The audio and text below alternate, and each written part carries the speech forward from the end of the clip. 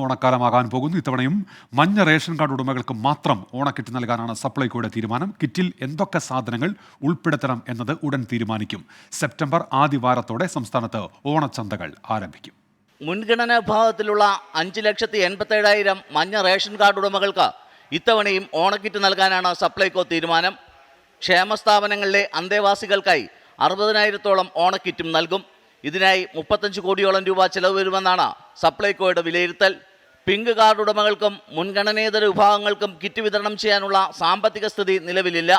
കഴിഞ്ഞ തവണ ഉണ്ടായതുപോലുള്ള പ്രതിസന്ധി ഇത്തവണ കിറ്റ് വിതരണത്തിൽ ഉണ്ടാകാതിരിക്കാനുള്ള നടപടികളും വകുപ്പ് സ്വീകരിച്ചിട്ടുണ്ട്. ഓണച്ചന്തകൾ അടുത്ത മാസം 4-ാം തീയതിയോടെ തുടങ്ങും. 14 ജില്ലകളിലും താലൂക്ക് അടിസ്ഥാനത്തിൽ ഓണച്ചന്തകൾ ഉണ്ടാകും. 13 ഇന അവശ്യ സാധനങ്ങളും ഓണച്ചന്തകൾ വഴി വിതരണം ചെയ്യും. ധനവകുപ്പ് നിലവിൽ അനുവദിച്ച 225 കോടി രൂപ കൊണ്ടാണ് ഒരുക്കങ്ങൾ തുടങ്ങുന്നത്. ഓണച്ചന്തകൾക്കും വിപണി ഇടപെടലിനുമായി 600 കോടി രൂപയെങ്കിലും വേണമെന്നാണ് ഭക്ഷ്യവകുപ്പിൻ്റെ ആവശ്യം.